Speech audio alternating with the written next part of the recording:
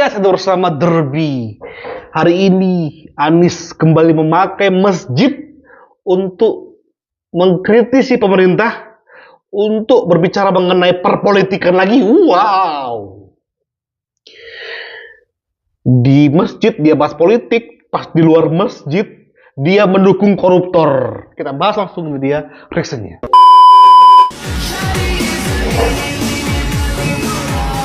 Nggak malu guys, nggak malu. Ini nggak malu asli.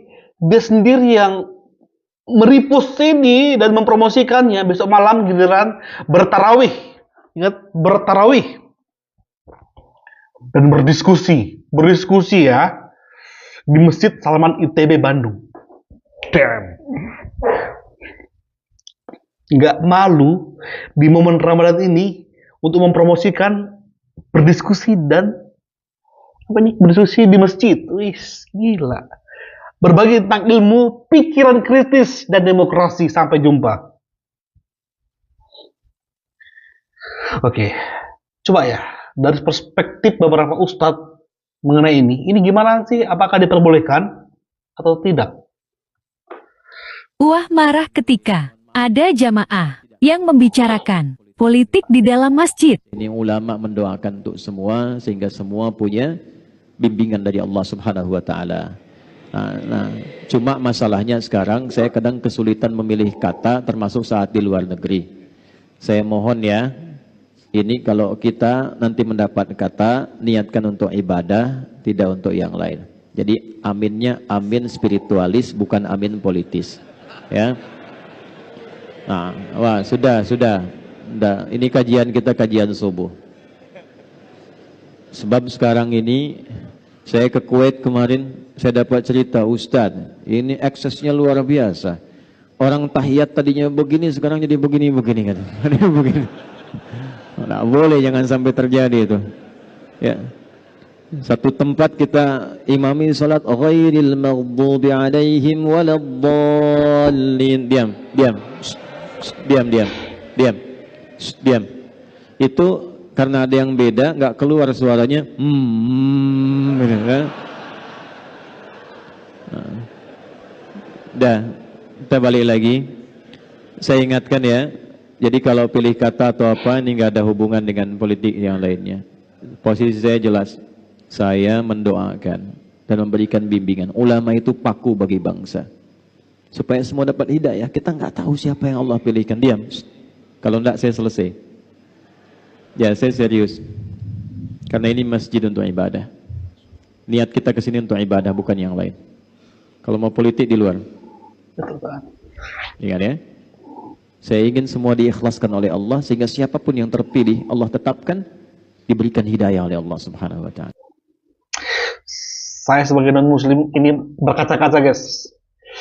Bangga ada ustadz yang berani ngomong seperti ini. Ya mungkin ini omongannya nggak populer di seluruh masyarakat ya.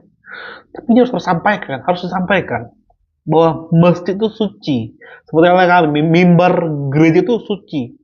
Jangan sampai dikotori oleh ujaran yang sifatnya hoax, ujaran kebencian. Jangan sampai.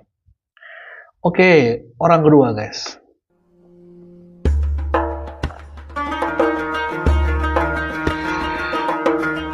Orang dulu begitu, tahu waktu. Masjid mereka suci dari berita-berita duniawi, nggak ada urusan dunia. Ada orang dagang bilang semoga dagangan ente bangkrut, nggak laku-laku. Disuruh sumpahin gitu sama Nabi. Bilang ada orang ngumumin barang hilang, semoga tuh barang kagak ketemu. Nabi emang tukang nyumpahin orang? Kagak, itu bukan sumpahin orang, itu ngedoain.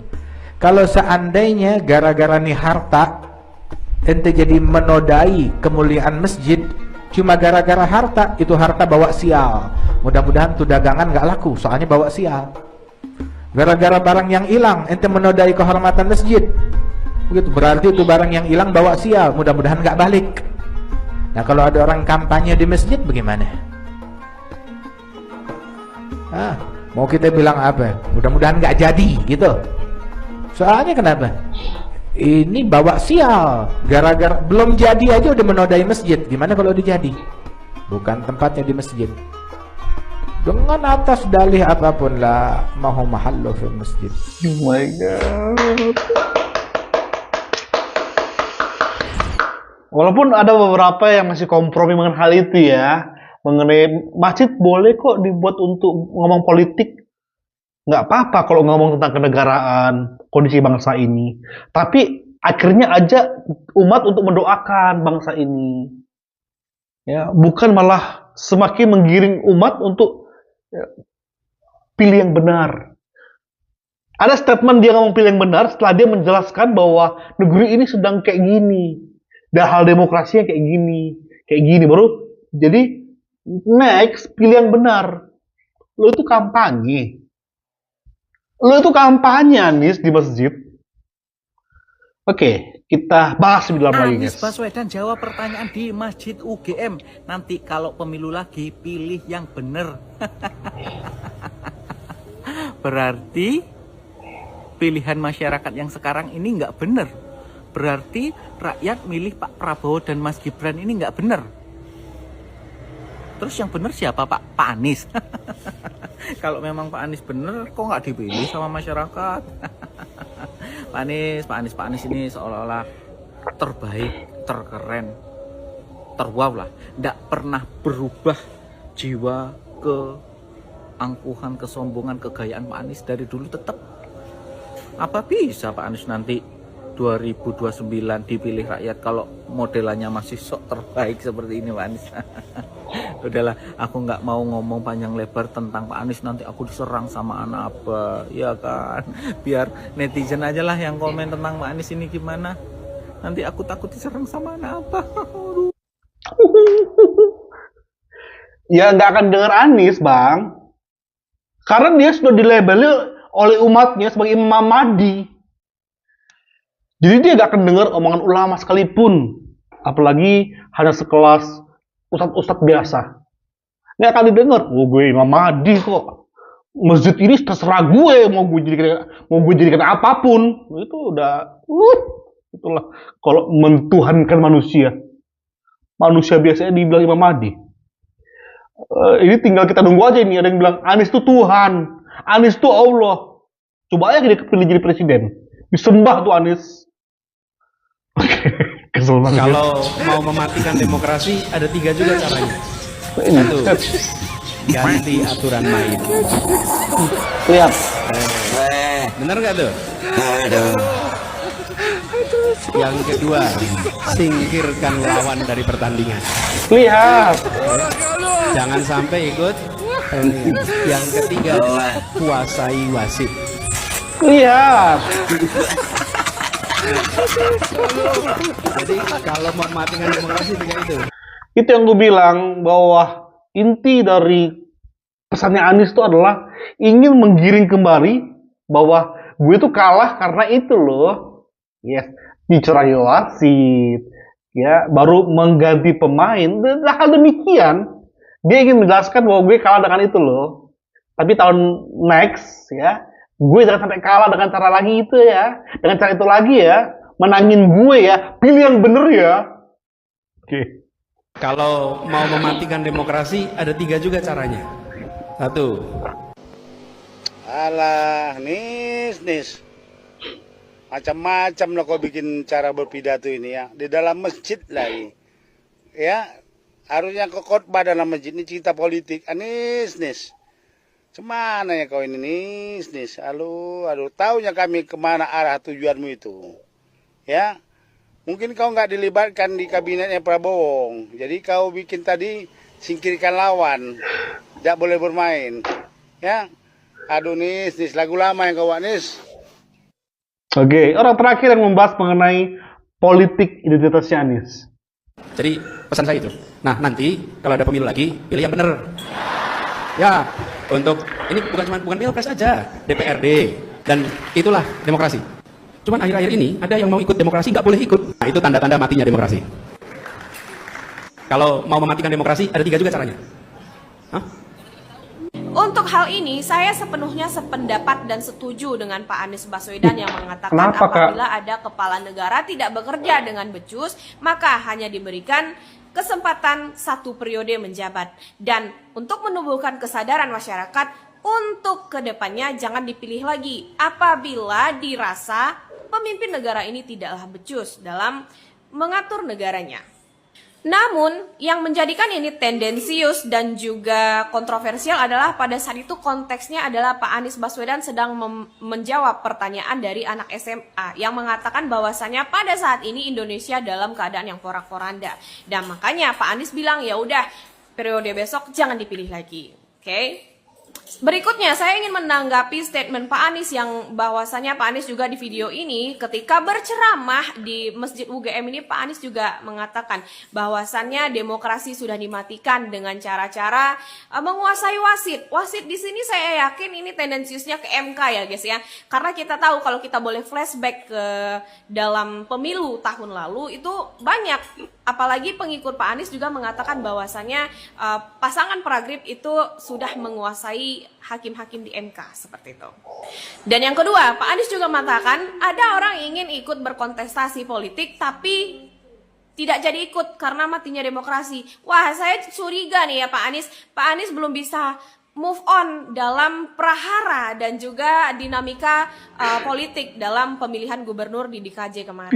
Mohon maaf Pak Anies, kalau untuk itu saya mendukung penuh partai PDIP karena pada saat itu Pak Anies bukanlah dijegal untuk menjadi gubernur DKJ karena PDIP itu tegak lurus pada iman politiknya dan prinsip politiknya bahwasanya PDIP hanya akan mencalonkan dan mengusung calonnya yang merupakan kader tetap di PDIP. Itu merupakan iman PDIP yang sangat saya salut ya. Jadi jangan lagi ada Pak Anies membuat narasi-narasi penjegalan-penjegalan yang ada orang yang ingin ikut lomba tapi kemudian tidak diikutkan karena merasa disingkirkan. Sebenarnya tidak ada yang menyingkirkan Pak Anies. Seharusnya juga ya kita harus tahu Pak Anies tidak memiliki kendaraan politik manapun. Pak Anies juga tidak terafiliasi dengan partai politik manapun. Jadi kesimpulannya adalah ini adalah murni tentang keberadaan Pak Anies dalam partai politik. Iya, kata kasarnya yang jegal lo tuh bukan Prabowo, Jokowi atau manapun. Mak Banteng saat mereka punya tiket nggak mencalonkan kau. Oke. Di masjid mereka memberitakan politik, menyebarkan berita hoax, memanas-manasi warga, menciptakan percikan di antara warga. Di masjid mereka lakukan seperti itu. Tapi ketika keluar masjid, mereka mendukung koruptor. Tapi sebelum situ, ini tamparan Pak Jokowi ya. Tamparan Pak Jokowi banget nih. Pak Jokowi ngasih tahu kepada semuanya, lu kok taraweh, ya taraweh aja. Gue ini mantan presiden 2 kali, ya gue taraweh saja. Ibadah. Nah, ketika ada orang menyambut, ya gue layak disambut, gue layak dikerumuni. Tapi enggak untuk bahas politik. Ketika kamu di luar, ini yang kamu lakuin. Besok gerakan rakyat inilah ormasnya yang didirikan oleh Anies Baswedan akan hadir dan membersamai sidang perdana Tom Lembong. Di masjid mereka ngomong politik, di luar masjid mereka mendukung koruptor. Lewat ini juga. Wow, luar biasa. Baru kali ini ada mantan calon presiden yang mendukung koruptor, yang membela koruptor, mendampingi koruptor, sampai-sampai sidang didatangi dan dibela, didampingi. Wow, untung saja kalah. Andaikan dia menang, pasti kasus koruptor ini nggak bakal terungkap karena berada di kubunya. Untung Pak Prabowo yang menang, banyak para koruptor yang ditangkap. Yes, Tuan Abah, muncullah kalian. Sanggah statement saya ini. Di masjid kalian pakai untuk memprovokasi warga. Tapi ketika di luar masjid kalian malah mendukung koruptor. Bantah omongan saya ini. Thank you guys. Kita akan terus bahas. Kita terus suarakan jangan sampai masjid atau tempat ibadah yang lainnya, nggak peduli tadi agama Kristen, yang lainnya jangan jadikan itu tempat untuk berpolitik, apalagi berkampanye. Thank you, bye bye.